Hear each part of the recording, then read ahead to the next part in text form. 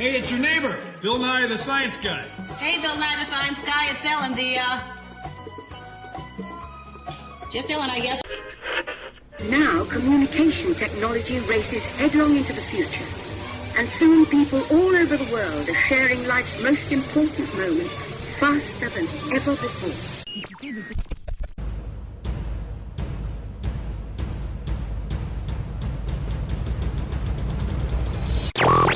Welcome to a voyage of discovery and awareness of the richness, the diversity, and the often surprising nature of living with the land.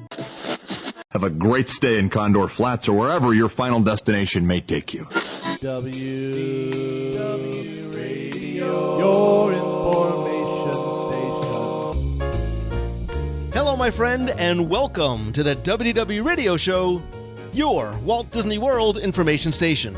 I am your host, Lou Mangello, and this is show number 488, and I'm here once again not only to help you have the best possible vacation experience when you come to the parks, but I also want to bring you a little bit of Disney magic every week with the podcast, videos, live broadcasts on Facebook every Wednesday night, my books, audio tours, special events, and more. You can find everything over at WDWRadio.com.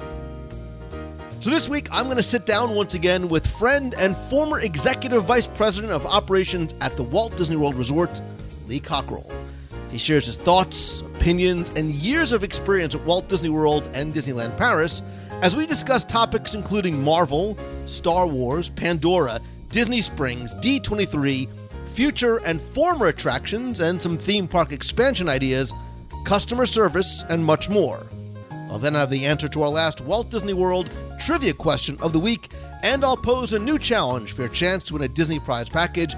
Then stay tuned to the end of the show. I'll have more information about upcoming meets and events, special events, and maybe a tease about what's to come in the future, as well as your voicemails. So sit back, relax, and enjoy this week's episode of the WDW Radio Show.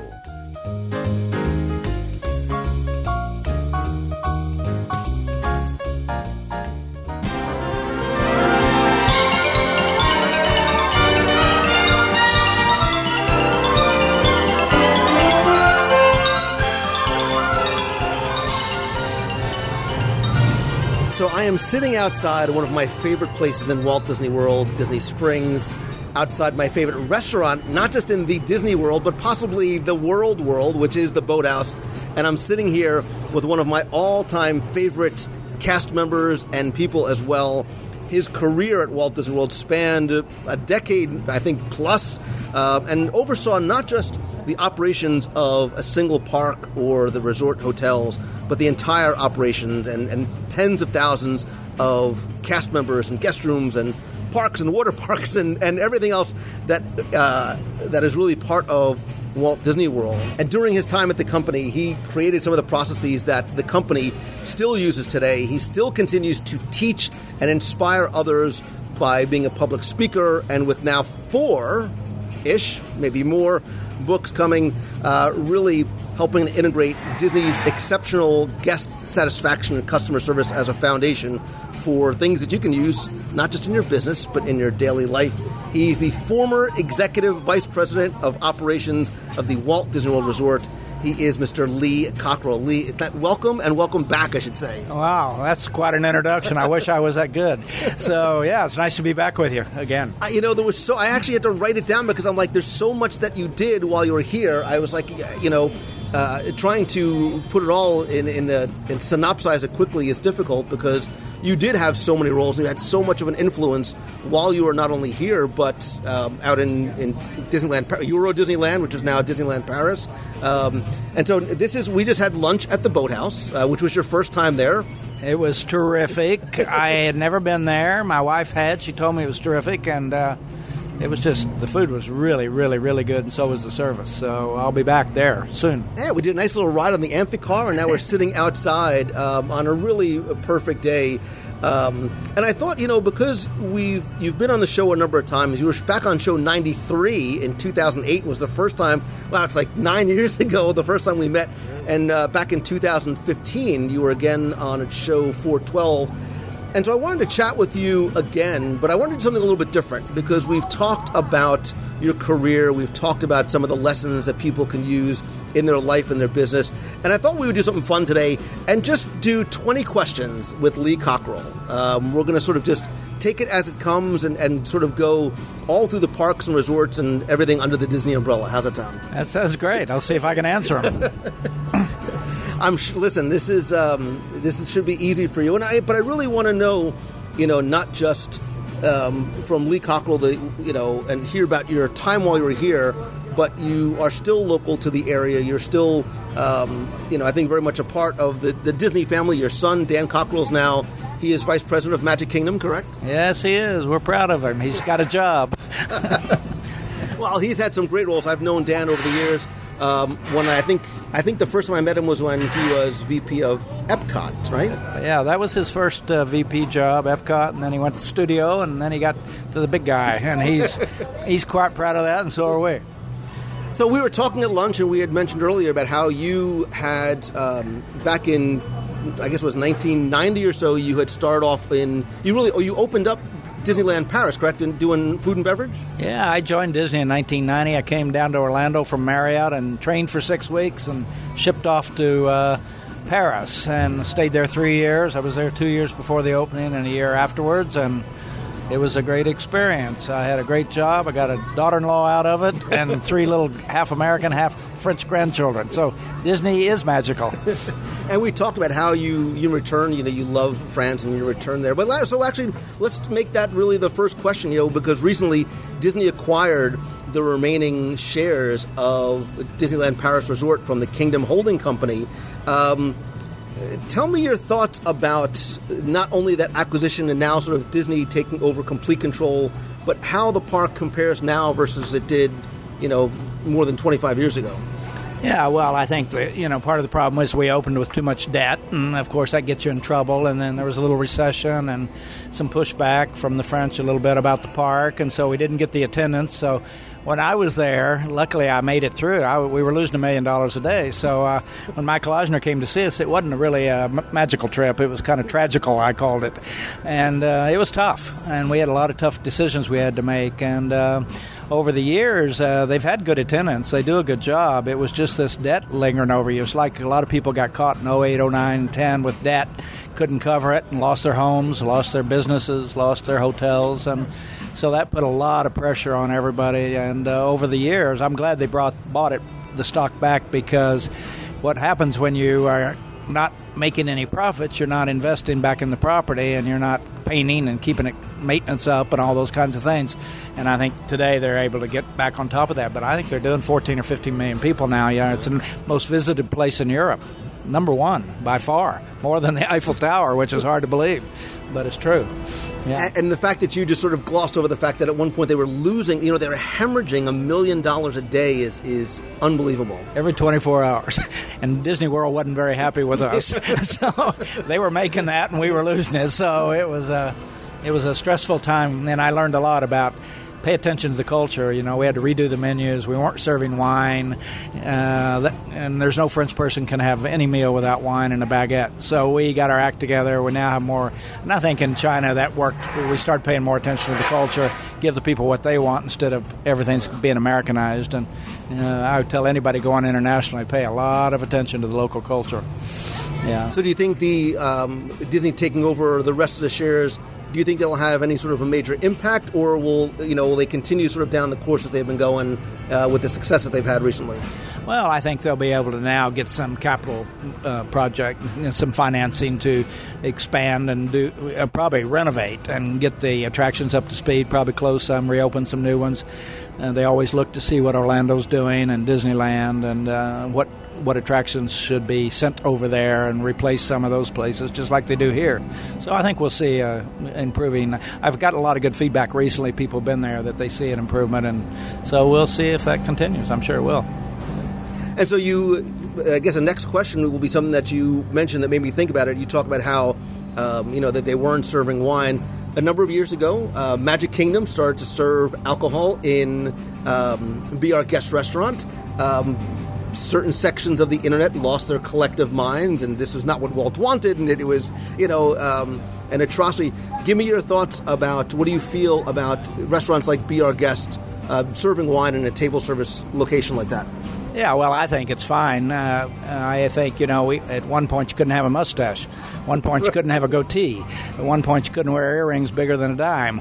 So life goes on. Things move along. People are very responsible that come here. Families are responsible. They don't really have any issues, people getting drunk, misbehaving. And a lot of people enjoy a glass of wine or a beer with their dinner. And so as long as it's done in the right way, I think it's just fine. And Disney, I think they've done a good job of making sure it's isolated and it's not just on every cart and every place where you can walk around like some other places, and so it's good. Just I always tell people Disney knows what they're doing. They've figured this out before they do it. They don't do things by accident. And anytime you make any change, I'll tell you, the resistance is incredible on anything. I remember when we closed Mr. Toad's Ride, I thought I was going to be assassinated on the internet. Oh, so that was all your fault. Yeah, I didn't even know what Mr. Toad's Ride was. I just got here. And at least I said that. But, people are, I think Disney guests are very emotional because they're very attached. It's like the national parks cutting down a redwood tree. You close Mr. Toad's Ride, that was like cutting down a redwood tree that was 1,000 years old. And that's good. People really feel like they own this and they're a part of it, and they want to have us in, and they're listened to. I mean, Disney, they don't underestimate the influence they have when they speak up. And I think Disney now probably interviews 2 million people a year, guests, to see what's going on.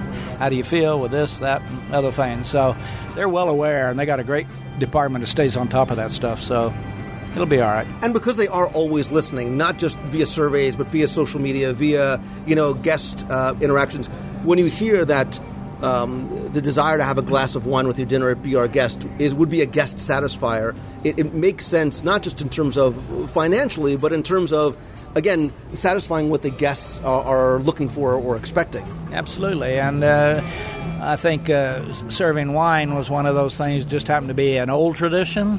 And there are old good traditions, and there's old bad traditions, and you got to change with the times. And again, I think it never gets out of hand. And I've never heard of one single problem with somebody staggering out of a restaurant and trying to do something bad at Disney. They're pretty well behaved, and so it's okay. That's a small little thing, and when you change tradition, you got to be ready for resistance. It's always going to be there. I don't care what you change. Try to change something with your kids when they're teenagers. Move. Tell them you're going to move. Yeah. Well, I know people say, well, Walt never wanted, alcohol in Magic Kingdom. And I think, that's an arguable point because we talked about places like Holiday Land over in Disneyland where alcohol is being served. But I think you're right. I think maybe, Walt would have seen and understood that the times have changed, and that's something that guests would have wanted. Hey, there's a lot of things that have changed since those days. And thank God that America, and hopefully we continue to involve people in all of those decisions and have respect for people of all their needs and wants and of every background. And so I think it's great. Some of the stuff we won't even talk about back in the 80s and 90s that we weren't doing. And today, somebody asked me the other day, why is America great? I said, well, it's great for a lot of people. It's not great for everybody. So we still got a lot of work to do. All right, so let's move from Magic Kingdom over to one of the newest kingdoms over at Disney's Animal Kingdom. Pandora just opened a couple of weeks ago, actually. We did a review of it in what I think is one of the most beautiful and spectacular. So so give me your thoughts on the Pandora, the world of Avatar, and you can interpret that question however you want, whether it's the relationship itself, the land, whatnot. Well, I think the big key for me would have been, from my perspective, of being able to open that park at night.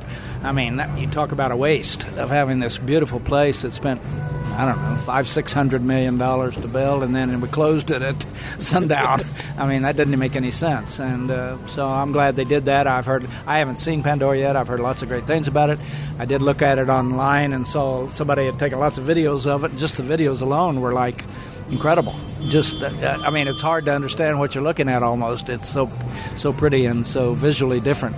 So that's going to be great. And I'm looking forward to getting over there to see it in person. I hear people get very emotional about it when they see it, and that's what Disney World's all about, going away thinking about the good times you had with your family, and something emotional like that, the whole family probably talks about on the plane home. Oh, wow, do you believe that? How great it was. So it's good thing. And that's why I think it made sense, the storytelling aspect, and James Cameron being a great storyteller, and having seen it now, what an emotional experience it really is. That's the reason why we love this place the way that we do.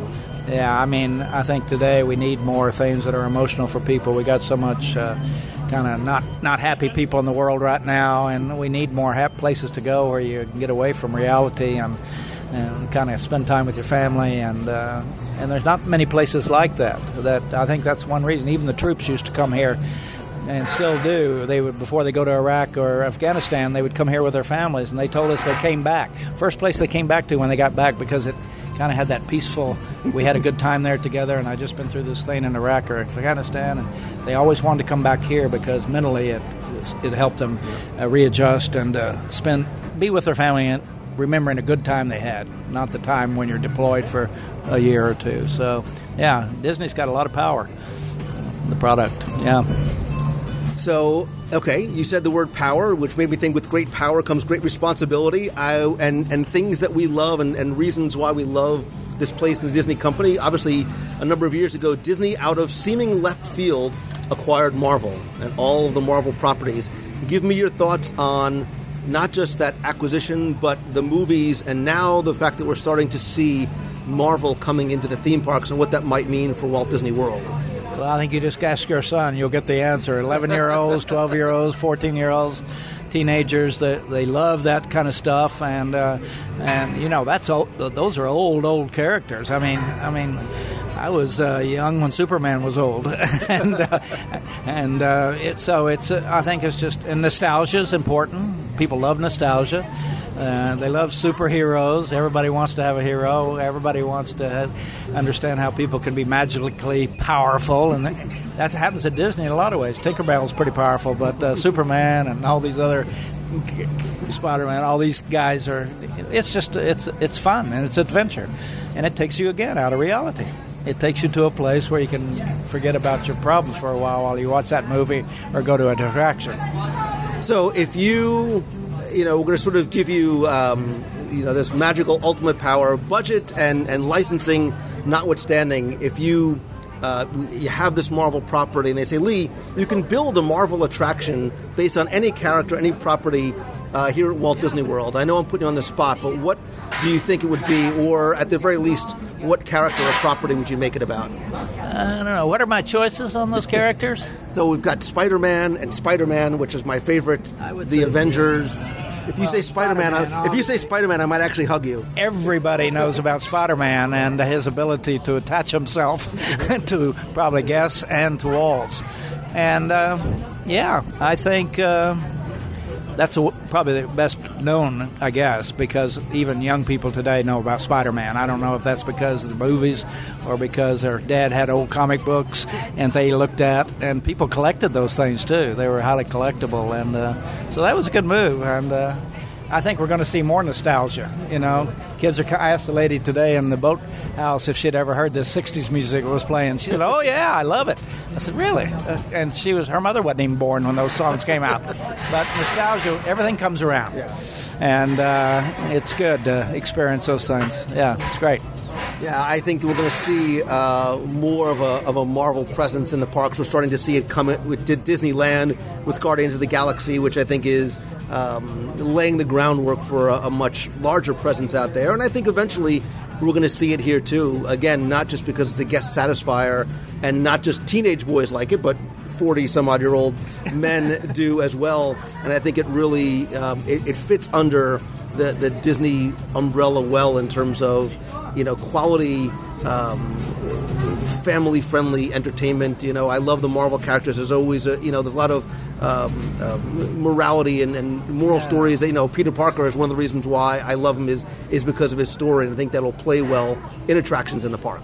What's your daughter like in that area? Does she like the superheroes? She does. I'm raising her right. So we love the Avengers, and we love so we love what they have done, and Kevin Feige has done, like with the films and bringing these characters to life again. And it's, as a Disney enthusiast, I'm curious to see how their presence is going to increase in the parks over the next few years. Yeah, well, I'm sure it will. I'm sure your daughter's already said you are the number one superhero, and then choose a second one. But, yeah, it's true. You'll see more. They didn't buy it for nothing, just to hang on the wall. They big investment. All right. So speaking of buying something for nothing, yeah. I'm gonna make this a segue.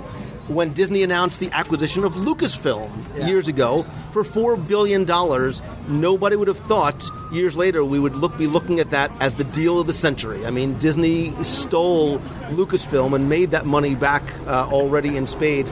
Tell me about your feelings about this whatever it's going to be called, the Star Wars land that's going to be coming to Disney's Hollywood Studios. Well, I think if you've seen Pandora, then you're going to really see something unbelievable with Star Wars land. I mean, you talk about everybody is into that. That's been around since I was a young person. I mean, Star Wars. And that was probably one of the first movies that really was so far out there that it just caught everybody's attention, and everybody got hooked on it. And it hadn't changed. It's hard to believe it's still the same power of that Star Wars intercoastal fighting aliens. I mean, it's going to be big, and I'm sure it's just going to make the studio a whole different place. It's going to be like mega. And I don't know how you can compare it to what else they've done, but I'm sure Pandora's great, but I think Star Wars is going to even be bigger. And I think Pandora is an indicator of what Star Wars is going to be. But one thing I think that both of those lands are going to do, because we've heard about this about Star Wars already, is a much more immersive type experience where the cast members that are working there are not cast members in Orlando, Florida. They are off-world in Pandora. They're going to be off-world somewhere in whatever the planet is going to be, what that Star Wars land is going to be based in. How have you seen this, not just the growth, but almost we as guests, this expectation of much more immersive experiences in the parks? Well, it's always the same old story in life. The better you get, the better you got to get. And today with technology and everything you can see on your own, the bar has really risen to when you're going to go in and experience it in person. It's not like it's on a film or on the internet where they can do a lot of special effects. Now they got to do them in real life. And so that when you walk in there, you're going to be there, not in some other part of the park. And I think they'll make you feel like you're there, and you're going to wonder, how do I get out of here? How do we get back to Earth? So that'll be cool. I mean, and I think the whole world right now is just mesmerized with space travel, and can we go to another planet, and can we survive there? Can we create life there? I mean, this is a big deal, and it's more and more possible. And these kinds of things things that were fantasy are now becoming reality. And that makes it even more interesting for people to say, well, I guess this really could happen. So it's cool. Very cool. So let's stay in that sort of this fantasy becoming reality, and it made me think about the use of technology in the parks. You were with the Disney company for a long time as technology was advancing and the advent of the internet and social networking, and now the joke is, it used to be, when are we going to get Star Trek, in our hands? And we've surpassed that. We've surpassed the communicator and the tricorder and all those different things. How do you think technology has impacted the guest experience in the parks, positively or negatively? Well, it's a long way when I came here and we just had beepers. Nobody had even thought about the smartphone. But obviously, every person is attached to technology. They know what you can do with it, the creativeness of technology, what people are creating from apps to experiences to going on your laptop and having a wonderful emotional experience with a movie. So the guests expect more. The more you get, the more you expect. I guess that's why we get, Samsung and get Apple 8, 9, 10, 11, 12. Do we really need them? Apparently we do, because people want more and more access, and they want more and more of that imagination that comes with technology. I'm just amazing what I can do on my phone now as I learn how to do more and more and more. And so the bar keeps getting higher and higher. And, you can never live with what you used to have. You always want to have more. And whoever thought we would spend that kind of money on a cell phone, let alone, and all the things we do with it. And even your son here, Nicholas, I mean, he's going to know 100 times more than you and I do, and he's going to even expect more. He's going to be bored when he goes to a park. Today, the children and even a lot of adults want to be involved. They want to do something.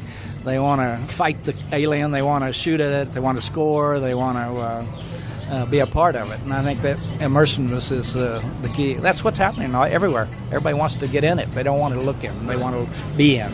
It's no longer, we're not satisfied with a passive experience anymore.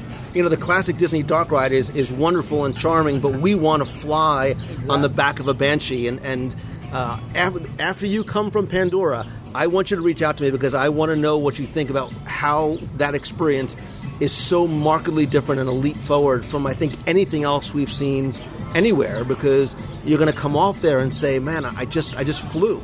So you really flew. You feel like you're flying. So that's pretty incredible. And technology is getting better and better. Remember when we started the first mission space, it was making people sick, and the technology has improved so much now. You can make, I'm working with a company now, we're working on video conferencing, and the screens today from China, it can look like you're in the room with the people. You can talk to, they're like there in 3D. And this is just, the technology is just going to improve this thing where you're not going to know whether it's real or not. Well, what I expect, too, is, right now we're talking about, really, we're at the genesis of practical virtual reality and even augmented reality, where you're going to use your phone and be able to, and I was showing my family and some friends, you're able to use your phone and augment reality with things that are there. And I think that's something that Disney will eventually bring into the park experience, not only to enhance it, but because that's what the expectation of the generation behind us is going to be looking for. Putting you in the show. Absolutely. And we saw that a little bit at Epcot, where they had during one of the shows where the characters were talking to the child and answering questions, and for somebody that's, and even young people, that is like a memory you'll never forget. That fish was talking to me personally, Dad. And I always talk about when a 4-year-old meets Cinderella. She met Cinderella. You're never going to convince her she didn't. And so those experiences, I think, just Disney, I think the creativity it creates for a person about when they go back into the normal life, they start thinking, wow, we could do this a little better in our company. We could do this. We could communicate better. We could use technology to send that message, a better commercial, a better experience with our clients. And I know a lot of people come here just to see and observe for a week of how things are done. And they go back and they're not happy with their hotel or their restaurant or their cruise line, or because once you get a taste of this, you say, wow, I think we could be better. And I think Disney's best thing is Disney knows every day you got to get better. They don't care how good you are. You're never as good as you think you are, and if you don't get better every day, you get worse. Complacency will kill you. Right? Exactly. And so, and you got to get better faster today. That's the problem. You can't be thinking, there's no 5-year plan anymore. It's like this stuff comes up tomorrow morning, you may need to implement it in a month. Right. You need to pivot very, very quickly. Your competitor does, yeah. One thing, Lee, I think that has happened because of technology, as long as we're talking about technology, is I think Disney has very smartly used technology and social media and their presence online to really humanize their brand. So I think, and understand what I mean by this, going back to when you were here, a lot of guests who probably came to the parks had no idea who Lee Cockerell is. Where now, everybody knows who Dan Cockerell is. We know who the people are who write for the blog. We know who some of the faces of the company are. And I think one thing that they did too, I guess back in 2007, I want to say, is when they launched D23, right? It was the community for Disney fans. They wanted to not just bring the company together. They wanted to bring us as fans together as the official fan club, right? Going back to the old Mickey Mouse Club days. Give me your thought on D23, the events, the expo, some of the other things they do, Destination D and things like that. Well, Disney has got so much popularity already that was kind of a no-brainer. Why didn't we do that before? The number of people who are just committed to Disney and Disney products and get a lot of satisfaction out of that. There's interest for everybody, whatever you believe in. We have gun shows for people who love guns, and you can't keep them away. And we have every show at the convention center, and here Disney created one for the lovers. In fact, I haven't been to it. I just guess I'd ask you, should I go to this and check it out and find out what's happening? Absolutely. I probably can't even imagine. I would say I don't think you could fathom what the D23 Expo looks like. It's coming up in just a couple of weeks out in Anaheim, and they've brought together all of the different, properties and all the IP together under one roof. But what they've also done, too, is given people like us who are third-party content creators the opportunity to not just be passive participants and be on the show floor, but we have a presence there as well. We can have a booth because they understand, again, that this is, it's all about community. Well, somebody wrote to me and told me that I should get a booth and bring my books and sit there and sell them and talk to people and all that, and I thought about doing it. I never got around to figuring out how to do it, but I might do that once because it's the same old story. You think you know something until you go experience it, and then you go, whoa, and I think that's probably what this experience is like. And I think even for people who come to Disney, they think they know what they're going to, and then they just are, it's mind-boggling what they experience. And I've learned that in my own life. You got to go experience things.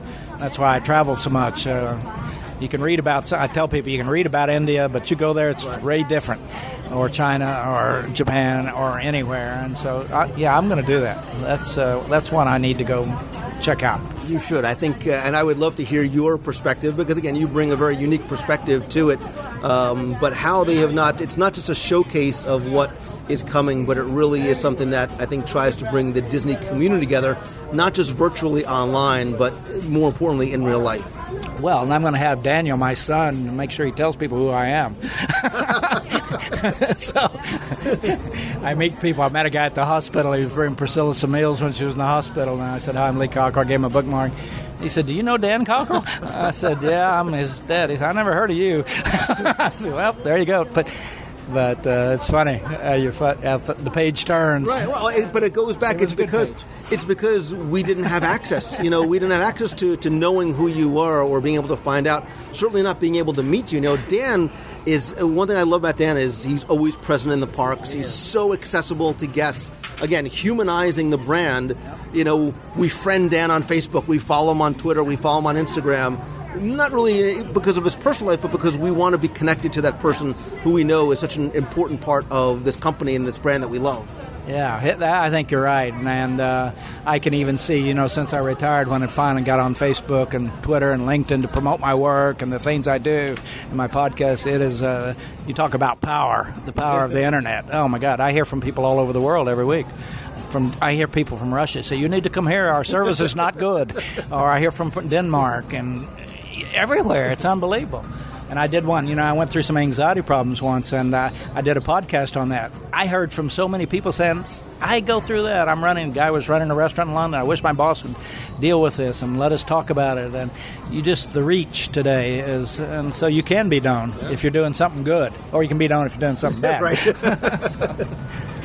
Right. I always say, you have to sort of be careful what you say because you never know who's listening, and that's less of a warning as more of, sometimes you never know what kind of opportunities might come because you never know who's listening. Do good. All right, so let's sort of talk about where we are right now. We're sitting in Disney Springs. We chatted a little bit about this over lunch.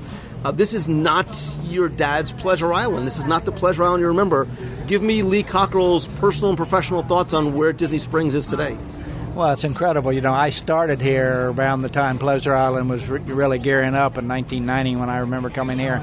And it was a wild, crazy place and wasn't very right for the customers who come here. It was a lot of local people that were dancing and misbehaving sometimes. And today, I think this is the real, and I would say family and adult,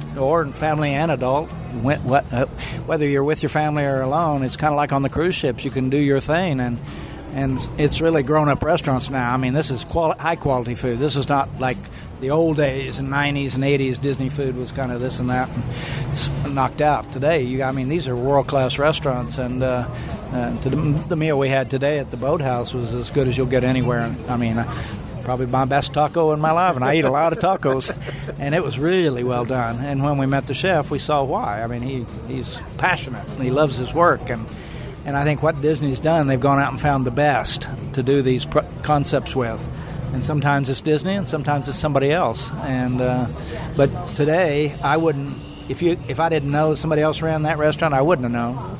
It'd be just as we were treated as well or better than we might be at the California Grill or somewhere else. So they've really got that nailed down about if you're going to be on this property, you better be great, because smart partnership. You're going to be held accountable because the guest doesn't care who owns it.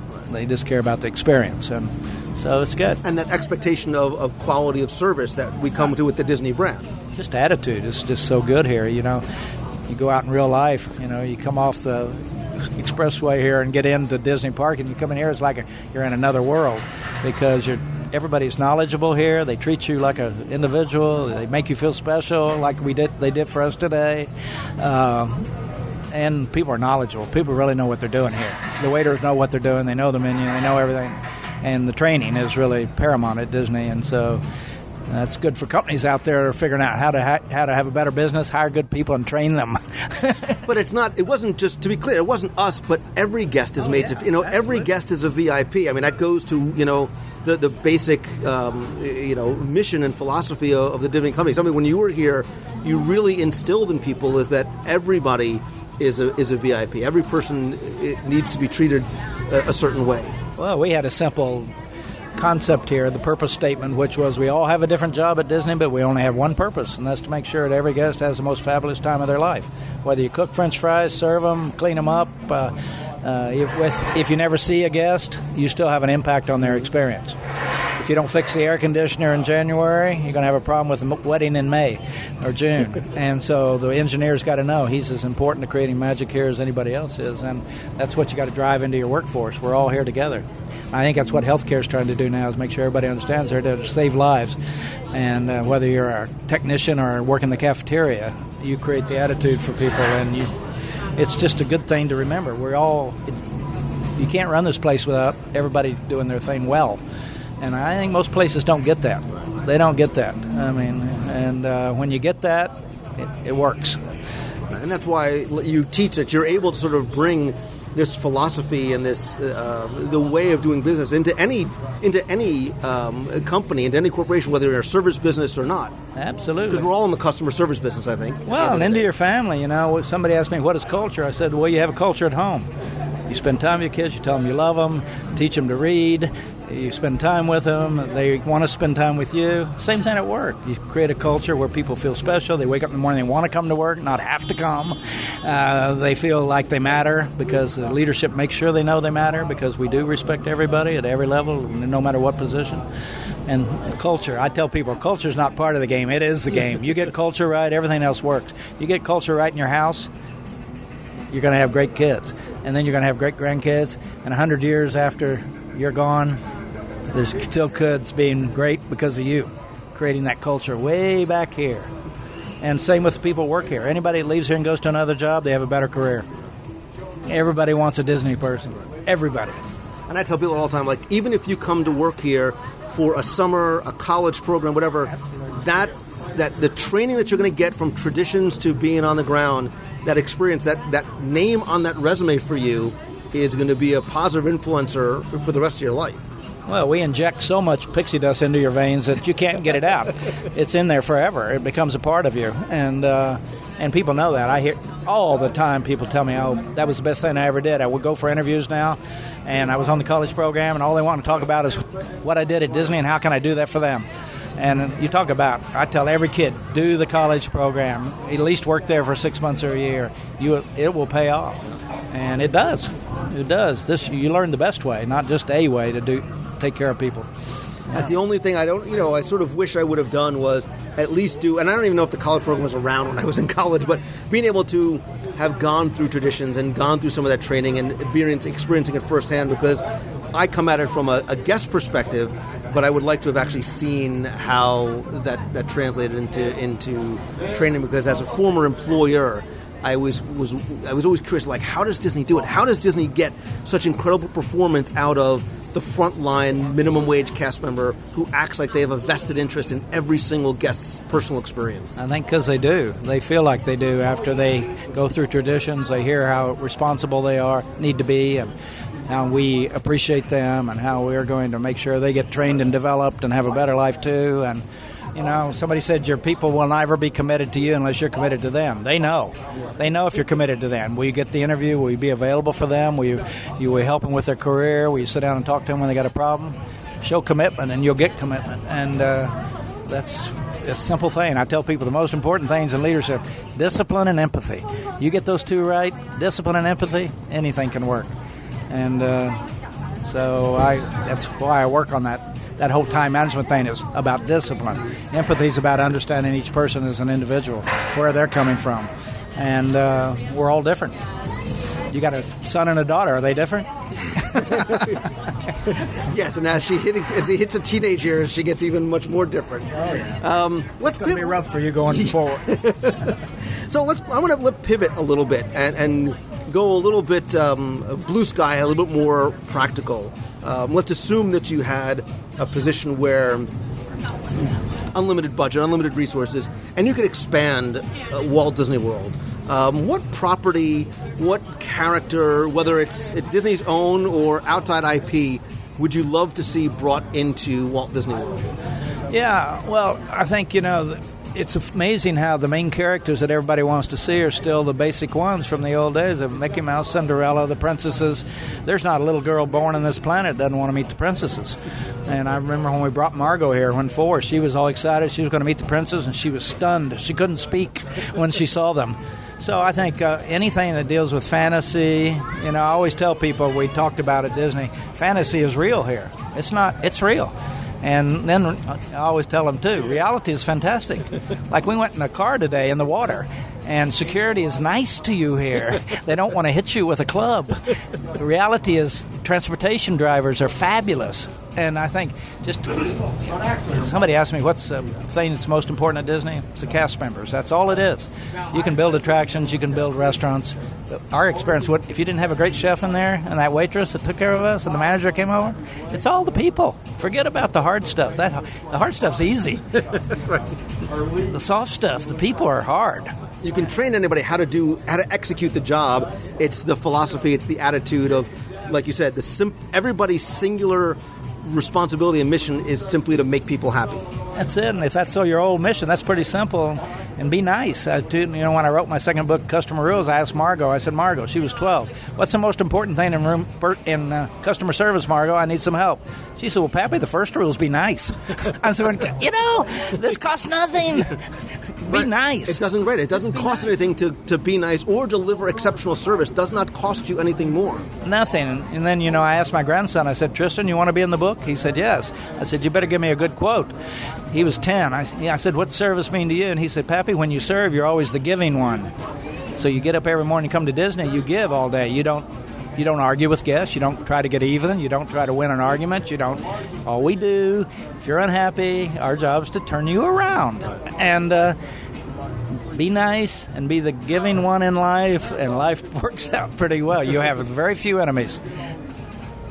So one of the things we were, as long as we're talking about expanding and growing, things we would do here and maybe bring other things into parks, we were talking over lunch about, as a speaker, we get to travel a lot, and you've gone to, so many exotic destinations across the globe. I mean, you're busier now in your quote-unquote retirement than you are, whether it's Asia or Europe. If you could add any country to Epcot, let's put money and politics aside, if you could add any pavilion to Epcot, any country to any pavilion to Epcot, what would it be? Well, it's interesting. I had a call from Portugal recently because the 5th most spoke language in the world is Portuguese. And not only Brazil and Portugal are interested because that's a huge base of potential tourists and people that are interested in that culture. But I would also say maybe, I hate to say it, but probably Russia. I mean, I think people don't have any idea about Russia, and that's why I'm going there. I've never been there. It's the same old story. What's in my mind is probably not real. Maybe we're not happy with the government there, but the people are going to be nice, and they're going to take care of us, and we're going to have a good tour, and we're going to see wonderful, beautiful things. And it goes back to a pavilion that was planned for Epcot at one point. I mean, that was very much on the drawing board. Yeah, I mean, I hope that can work someday. Most Americans complain about China, but you go to the Chinese pavilion, you love it. The Japanese. You go to the Japanese pavilion, you love it. And one after the other. So I think anytime we can have a pavilion here, it helps people understand what's going on in the world, and it kind of get away from all that political stuff and look at these are just real people like you and me. They got families, they got kids. They want their kids to get an education. They want to have a safe environment to live in. Same in Russia. Same everywhere I've been in the world. India. Same thing. I mean, being able to see the culture and the architecture and the food. The people. Yeah. I mean, the kids that work from South Africa now over at Animal Kingdom Lodge, I mean, this is an incredible experience to sit and talk to them about living in South Africa. And it just blows their mind to come here and work. And they take that back, too. We send back good stuff to these countries. We send back people who have a whole different image of the U.S. And a lot of countries around the world don't love us because we like to take over things. And we're sending a good message that the people of America are great. If we didn't have governments, we'd probably have a peaceful world. So we're talking about, bringing new things in. We were saying before, everything that's old is new again. We have this sense of nostalgia. If you, Lee Cockerell, had the power to bring back any extinct Walt Disney World attraction, what would it be? Ones that have been here before? Ones that were here before. You can bring it back exactly as it was or improve on it if you prefer. Well, that's a good question. I still go to the one, what's the one there? You go around past the life, the circle of life. What's it called? World of Motion? World of Motion. My wife and I love the World of Motion. We took our kids there. They didn't have a clue what was going on. What is that thing? That's a radio. And so I think some of those old ones, but I think a lot of them are going to be impossible to bring back unless you kind of bring them back and make them 10 times better. Because we all would love Horizons to come back. I said, but if it came back the way it was in 1983, they'd be like, "This is lame. I need something right. I need something better." Yeah, he would run away from home and not come back with you anymore. So we're just going to have to, and I think Disney's done a good job of knowing when to put technology in and when to when to have people there. People, technology, and get it balanced right. As I went to a hotel recently, so you can open your door with your phone. Well, that's good, but I really like to talk to somebody when I check in and find out where to go for dinner tonight. So that balance of technology. And then you got older people that don't want to hear about technology, and then you got young people, that's all they want to hear about. So that going forward, and I think a lot of companies have jumped too quick, and we deal with them out there in the world, and we're stuck in a technology problem, and we can't get out of it. Nobody answers the phone. Nobody will talk to us. And you go on their site, and they will not list their phone number, and they won't list who you can write to. And so I would say be careful. You got many constituencies going on, but technology is going to help with international visitors. The translation, the language, it's amazing. They're going to have a new translation where you and I wear an earphone, and I speak to you in English, and you hear it in French if you're French, and you speak back, and I hear it. You can do it on your phone now. You can use Google Translate, and it translates it. Just like we're talking. Again, it's Star Trek. The universal translator is sort of in our phones right now. Imagine that would be probably half the solution to world peace is understanding each other. What's he talking about? Yeah. So, all right, you talked about international and different language. Maybe think about some of the parks overseas. Obviously, you spent a number of years in Disneyland Paris.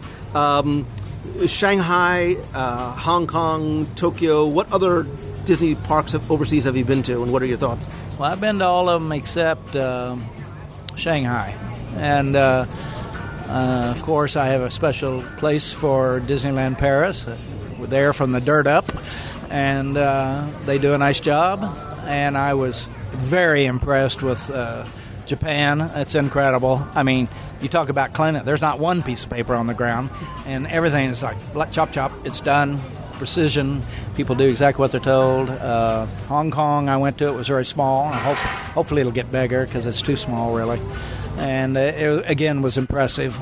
And, of course, I think all of them I've been impressed with. I'll see how Shanghai, but I hear it's doing well, and I don't know really what's going on and what I read on the internet. Maybe you posted some things on there that I read. My wife said, "Who are you meeting with there?" I said, "Lou Mangello." She said, "Oh, I see him on the internet all the time." I said, "No kidding." On Facebook, all the time he's posting that. I said, "Yeah, that's what he does." All right, so if you're now, head of the company and you're looking to do further international expansion, what other country would you like to, again, putting some of the financials and politics aside, what other country would you like to, or do you maybe even think Disney could or should expand to? Well, the ones that aren't here, certainly India's got the money. There are private people there can raise the hundreds of millions that it costs to put one in here. So I would say they're a good candidate. Some companies, many countries could do it with private entrepreneurs that don't have a lot of money in those countries. But I would say India would be very interesting. Most people in the U.S. are not going to go to India. And I've been there twice, and it's fabulous. I'd go back again. I'm trying to think of others that I might think about. India's always, while you're thinking... Australia is pretty interesting for a lot of people. A lot of people are not going to go there. That's a 25-hour trip from here and a big plane ticket. And so I think a lot of people tell you they want to visit Australia. A lot of people are really curious about India. More likely you'll go to Japan. More likely you could go to China and the Far East.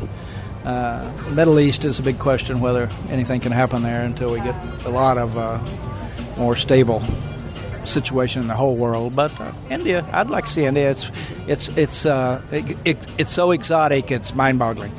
I mean, and I think that would be a great pavilion for World Showcase as well. Able to absolutely. I think that's exactly where it should be if it comes here. And they got great food too, and the food would be great. And a lot of display cooking and a lot of bread making and you name it. I mean... This is why I'm friends with Lee, because we just finished lunch and he's bringing everything back to food. I know. Everything is food. Without food, it won't even matter. So let's get the environment right. And all right, so we don't have a problem. So circling back to that then, we just ate at Boathouse. We had a wonderful meal. As a guest, having been especially, you did so much F&B, food and beverage here. What's your favorite place to come and eat in Walt Disney World? Yeah, well, I got a big heart for California Grill because Dieter Hanning and I went out and saw Michael Eisner and got $6 million out of him to renovate it. And he had just been in the hospital, so we were scared. And he approved it. And then we got into the project, and there was $1 million asbestos problem we didn't know about. And we finally got it open. And I would say California Grill set the pace for changing the food at Disney World. And then, after that, we just started hiring great chefs, and one restaurant after another got better. Now, today, I think most of the restaurants here have really very, very good food. And so I like to go there. It's hard to remember that was the top of the world entertainment. Top of the world supper club, my gosh. Now they just put those floor-to-ceiling windows in, and the view is incredible out of there, and the excitement and energy. And I love that restaurant. And also the French Pavilion I like, the restaurant there. My wife and I had our 30th wedding anniversary there, and we're about to have our 50th. So you talk about time flies. And, of course, France is an important place in our lives, so we like to go in there. And it feels like you're back in France for a little bit in the little cafe there. So, yeah, it's great. And have you ever been, and if so, which is your favorite on Disney Cruise Line? Well, I've been on, I haven't been on the two big new ones that I guess they're still called new. I was on both Magic and Wonder, and I thought the experience was incredible. I took my grandkids the first time, and they think I'm the best grandfather ever now. And we never saw them. They took off and did their thing all day long. And then we went another time with them and the whole family. And then Priscilla and I took a 7-day one, just the two of us. And I don't think there's anybody anywhere that does a better job with customer service and the product than Disney Cruise. And I'm not saying that. I would say after I went on a Disney Cruise, I thought we had a lot of work to do back here at Disney World because it's unbelievable. When the kids were little then, the grandkids, and we left our pacifier on the table one night. Next morning, there it was. It was just like I got a Christmas card from the waiter that took care of us. He was from Russia or somewhere. And it was just amazing. We had not one problem. Well, because they were able to, we were talking about this at lunch, they were able to take this experience, there's no attractions, there's no, but they were able to take that and bring it on board because, again, I think it goes back to that rudimentary philosophy that every cast member has, whether you're at sea or at World or land or anywhere. Well, every restaurant, it blew my mind. The first time I went, the animation, it's pretty neat. If you think you like the Magic and Wonder, you need to get on the Dream and the Fantasy. Really? Yeah. Maybe I'll get Carl Host to give me a discount before he retires. I'm sure you know a guy. I see him every morning for coffee, and he hasn't offered me one thing yet. So, yeah, I know. They're spectacular. And I think that just proves again, when I did that, I knew that service can be better. When I was with Marriott, I took all my team to Hong Kong to see how good service can be. And once you see it there, you go back and you're not happy with your own service. That's why it's so important to experience the best. Then your mind is different then. You can't ever get out of that again. But if you read about it and people say, oh, it's great in Hong Kong, yeah, sure. You go there. Not one thing goes wrong for 10 days in a hotel. you ring the butler bell, and you want a corkscrew to open a bottle of wine. And when the door opens, he's holding a corkscrew. Like, what? Huh? They unpack your suitcase and put your clothes away. They anticipate your needs before you have them. Here, people throw your bag in the room, and not at Disney, hopefully. But yeah, they are unbelievable. And then I came back and said, "Wow, you're never as good as you think you are until you have an experience what excellence looks like." And that's why you always should experience. That's why so many people come to Disney World. Business people come here to want to see and go to Disney Institute classes. They want to. How do they do this? Really, how do they do this? You want to learn from the best, and that's what things at Disney Institute and what you do is you share some of those, what you might think would be so closely guarded secrets, but they're not. I mean, they're simple tactics and simple ideals that, like we said, you can apply to any business. They're so simple. People call me up and say, "Lee, we'd like to hire you. Can you teach us the secrets of Disney service?" And I said, "Sure, I can if you pay me." And then I go there and they pay me a lot of money, and I say, "Hire great people, train them, and create a culture where they feel like they matter." And then they give me the money and I leave. That's pretty hard. That's all it is. But it's sometimes unfathomable that companies just don't understand that, or they come here and they can't see what made this experience so great. It's not the restaurant, it's not the attractions, it's the cast members, it's the people. Yeah, others hire the wrong people. They don't train them and they treat them. And one guy I was talking to recently, he said, hire them right, train them right, and treat them right. And that's the key to life. Hire them right, train them right, treat them right. Just like for your kids. You want to train them, get them education, and you want to build their self-esteem and self-confidence. And if you do those two things, they can't be stopped. Yeah. So, maybe a last question from a 30,000-foot view. Now that you aren't with the company anymore, but you still are connected to it both through your son, and you obviously come here. How do you think the parks compare now to when you were here? Oh, I think they're better. I mean, the things they've done, it's like Walt. He couldn't imagine what was there when I was there. Like, what do you see here that you think is better? I think the technology, first of all, is incredible. The convenience of transporting, the fast pass improvements to get people not having to wait in line. I told somebody you always should be working on your biggest complaint, which is lines. And so they work on that day and night trying to figure that out. Adding more attractions so people don't have to wait so long. They have other attractions to go to. I think the cast members here today are as great as they ever were, the attitude at least. I always used to tell people you don't have to be happy to work here. You got to act happy for 8 hours because we're professionals. And that's what we do. We go backstage, we can be unhappy, but on stage we're not unhappy, and that's because we have a clarity here. There's so much clarity from the leadership, George Kalogridis and his team, and all the VPs and executives, and the peer pressure. If you work here, your cast members will tell you, hey, boy, you better get your name tag on. That's not how we do things around here. Peer pressure is huge here about behaving yourself. And so I think it's just a matter of, it's a culture. It's a culture that we're proud of what we do here. Cast is proud to say they work here. Guests are just blown away by the cast, and that makes them feel good, that I'm doing something to make families happy. Because most of the year you're not very happy with your mortgage and the way you're getting treated, and the school system's not doing what they should do, and stores are not following up on their promises, and your doctor didn't get back to you. And here you come, pretty much everything you ask for happens. So I think that's the key in life. Exceed their expectations. They far exceed them here to, I think, most people. The problem is we got guests who have been here so many times, they have really big expectations. I mean, as you know, we get blamed for the weather and the rain, and I guess it's our fault. I don't know. But we just apologize and say, I'm sorry, but you don't really get that wet at Disney. So, and if you do, you don't mind. Yeah, just get wet, you'll get dry. And so, yeah, it's just a special place. I'd never imagined working here in my whole life. And to say I worked here is probably the highlight of my whole career. I mean, it is. I mean, to say I was a part of this, because I know things now I would have never known if I hadn't worked here. I didn't bring so much here as I learned here. When you bring and learn, you walk away going, whoa, I'm a better person than I was when I got here.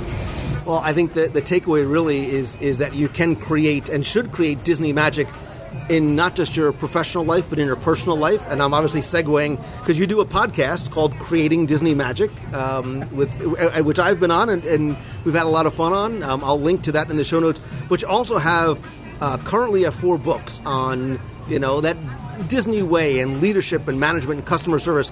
Tell us what the 4 books are. Well, Creating Magic was the first. It's in 16 languages now, and it's really the top seller around the world. People really use it as a Bible to how to run their companies now. I get that note every week from somebody. Second one was Customer Rules. It's kind of 39 things you can do to improve your service without spending any money, really. Very little money. It's cheap, free. It's a lot about attitude and being more creative and thinking and involving your people. And the third one was Time Management Magic, because I'm kind of an expert in that area, getting people more organized and disciplined so they don't have regrets in their life and they get things done, and it helps people not underestimate what they can achieve. And the last one is Career Magic, which is all about helping people think about the obstacles you're going to face in your life and how to deal with them. Because if you don't think you're going to have any, get ready. Because people think Lee Cockerell, you don't know what I've been through. I've been fired, passed over, beaten up, hit twice by waiters in places I worked. I got 18 stitches in my head. My marriage is good, but it hadn't always been until I got to bed. My wife said the other day, Lee, you don't aggravate me anymore. Why? I said, because I decided to not do that anymore. So I own it. And the minute I got better, she got better. So, I've learned a lot. And you do. It's always a learning, right? We're always learning. Unbelievable. But I learned more about I need more empathy and need to teach. I want to be a teacher. I don't want to be a boss. I want to make sure people walk away from me and they learn something. And then they can say, I learned that from Lee, or I'm going to go and teach that to my people now. I never thought about that before. And that's where you get the real payoff in life. When your kids call you one day and say, Dad, we love you. You did a great job. Right. You were right. Yeah, and that's what happens. You were right, Dad. And we didn't know it at the time when I was 14, 13, 12. Because nobody likes their parents when they're 13, but and the parents don't like their kids when they're 13. But it all comes around, and I get the big pumped up over that when people tell me that. Thanks for that talk you had with me. Thanks for spending time with me. That's the key in life. I tell people, you can either leave a job or you can leave a legacy. It's up to you, and you own it. To leave a legacy is harder. You've got to work harder, be more available, help people, do the right thing, And be cognizant that everything that we're doing, we're leaving a legacy behind us, especially now in a digital age. Yeah. We're very much so. And look, Lee, that's what you've always been. You came here and you were a leader and a teacher of countless cast members. You teach individuals and businesses through your books and through your speaking. Again, I'm going to link to all that. You can find everything that Lee does over at leecockerell.com. I'd love to do this again. I definitely want to talk to you after you have been to Pandora and after you go on some of the new Disney ships. I'm going to tell Daniel, get me over there because I'm under pressure now. Thanks for having me. It's been fun again.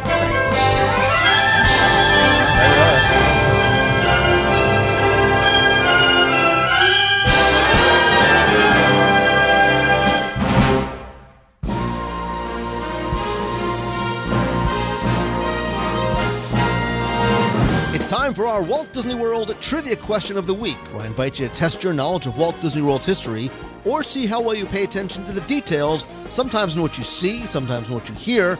And if you think you know the answer, you can enter for a chance to win a Disney prize package.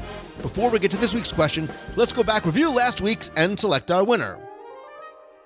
So on the last show, I was talking about Muppet Vision 3D, and I'm sure you, like me, have seen it dozens, if not possibly even 100+ times. But I really wanted to see how well you paid attention. So I asked you to tell me what's the name of the unseen piano player who plays for Gonzo during his glorious tap dance routine. And now, rather than me do my awful Gonzo impression, I'll let him tell you himself. And now, ladies and gentlemen, while you were a captive audience, a display of tremendous tap dancing talent with the added cultural component of a pot of flowers balanced on my head. Hit it, Rusty. I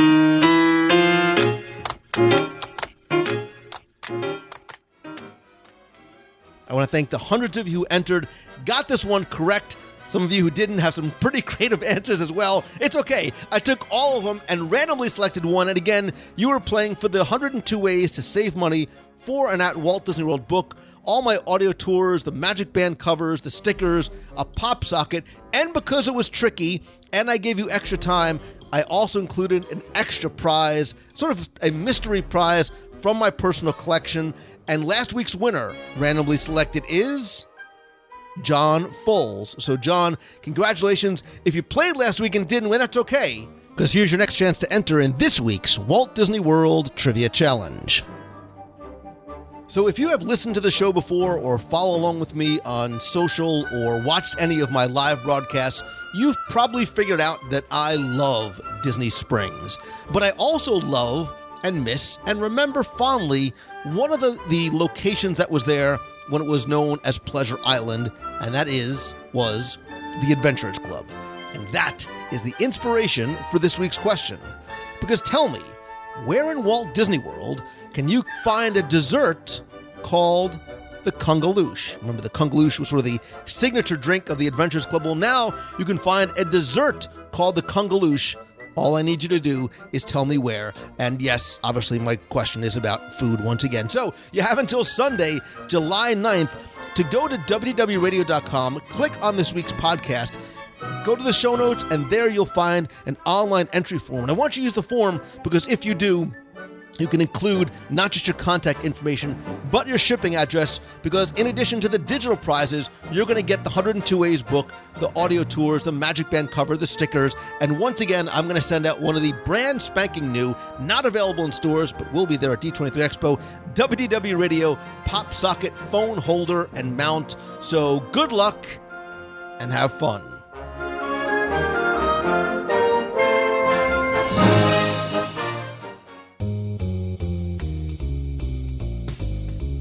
That's going to do it for this week's show. Thank you again so much for taking the time to tune in this and every week. I understand your time is your most valuable commodity, and I sincerely appreciate you taking some of it to spend and share with me. And thanks to everybody who joined me last week on the WDW Radio Double Dip Cruise on the Disney Dream. Whether you were there with us on deck or you were there virtually following along on social or during the live broadcast, I sincerely appreciate it. We had such a good, fun, memorable, delicious time last week. We will definitely be continuing to recap it on the show and on the site and on Facebook, and I'll create a little recap video as well.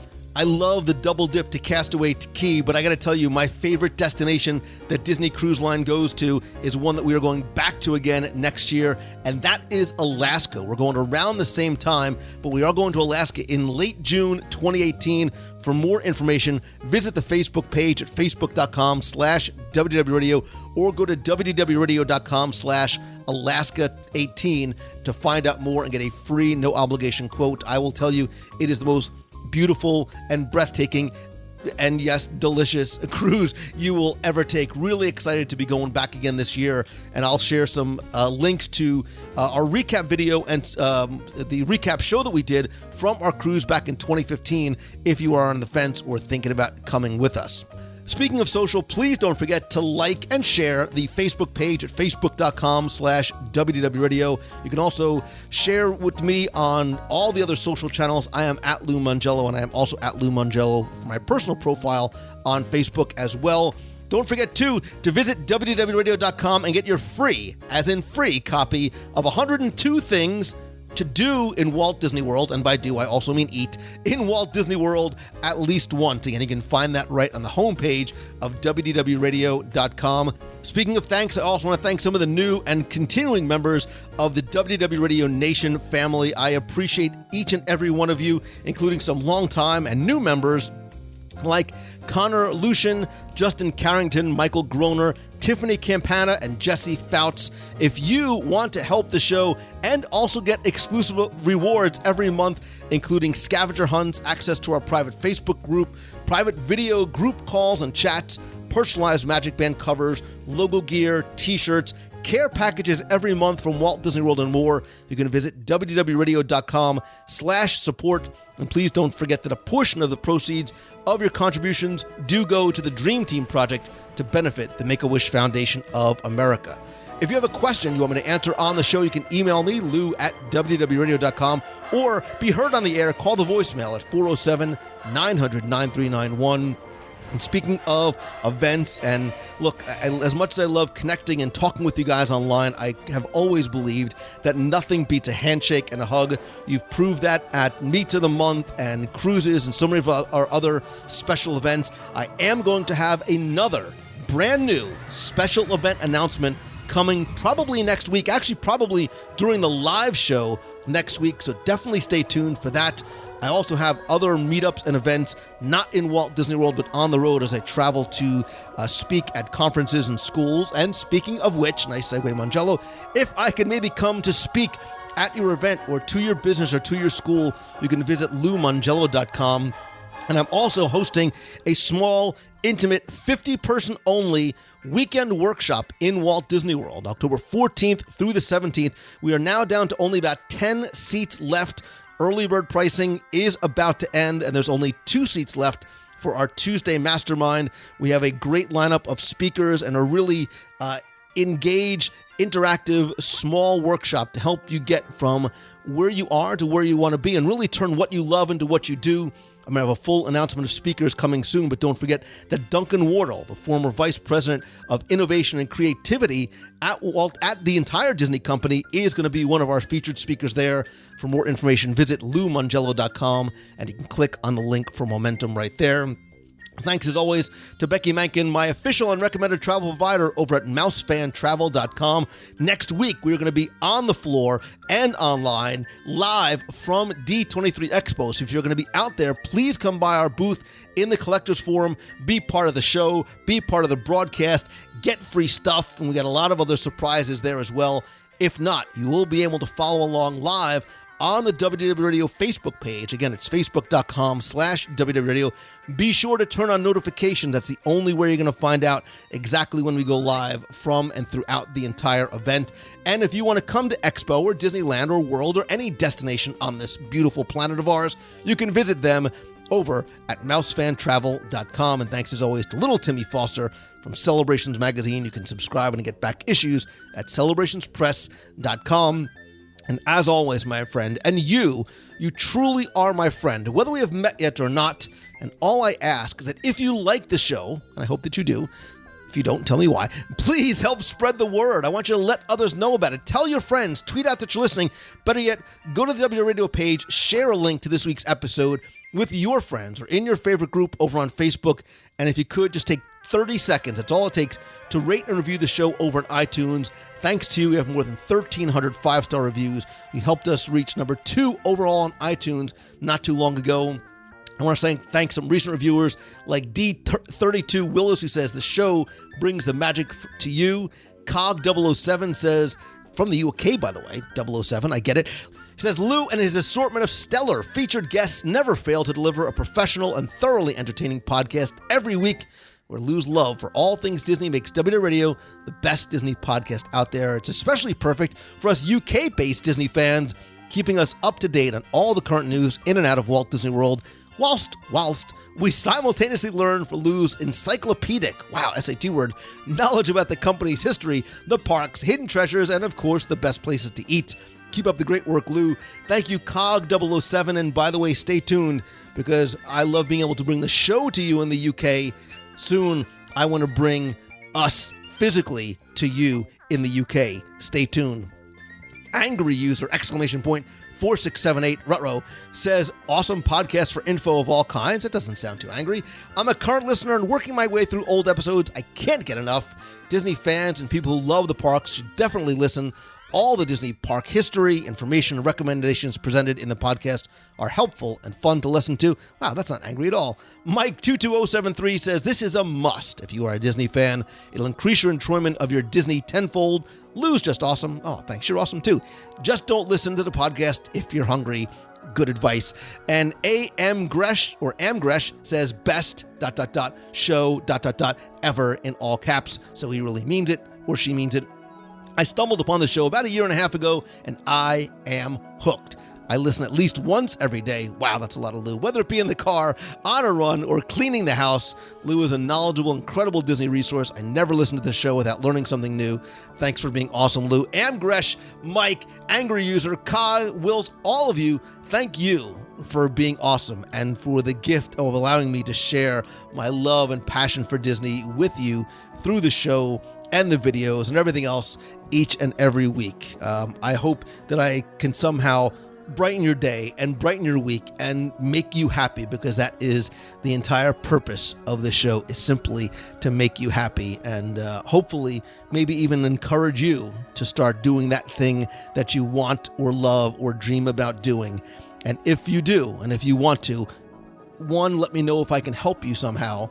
And two, remember, the key is persistence. Be persistent. Don't ever give up, and always keep moving forward. I hope that you have your best week ever. I can't wait to see you on the floor or online at D23 Expo next week. So until next time, see ya. Oh my gosh, Lou, just had to stop in the middle of listening to show 486, and I'm always amazed that I can listen to a podcast with people eating for over an hour and enjoy it immensely. It was great to hear Kristen on there. I want to know what a Vovko is, or whatever she referenced when you guys were talking about sake. I've never been to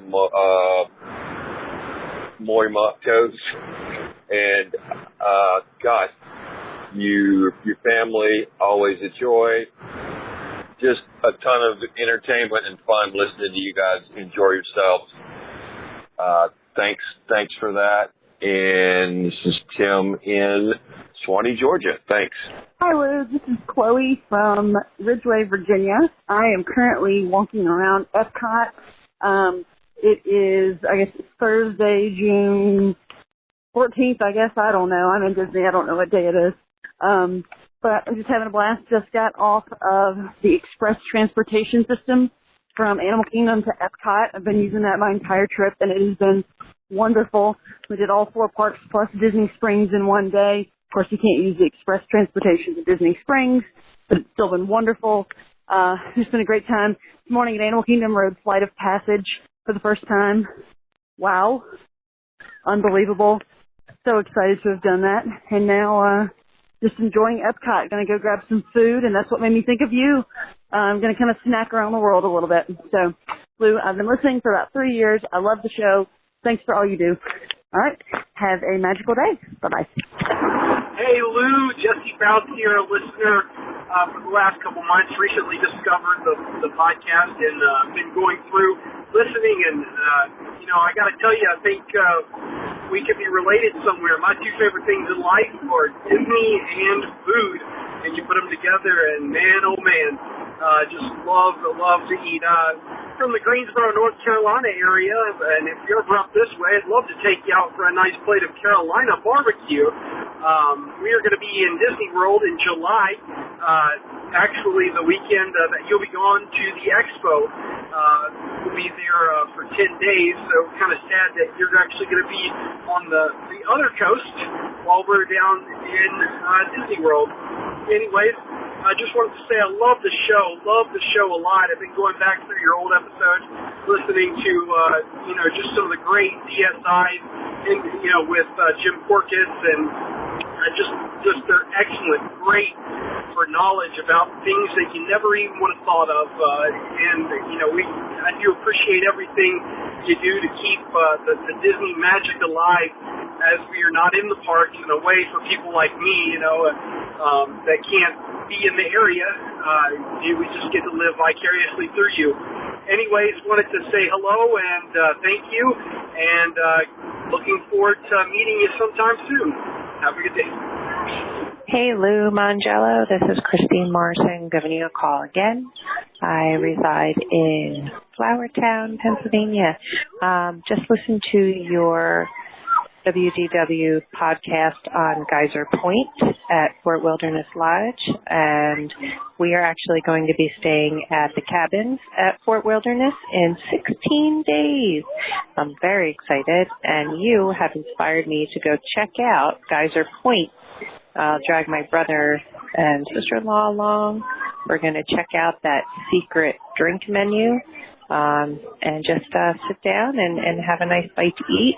Thank you for your review. I enjoy listening to your family talk about the food.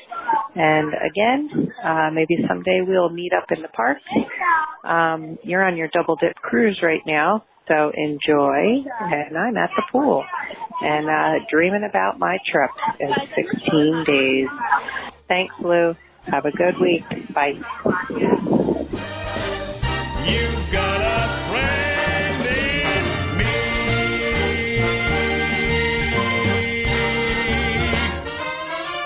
Yeah.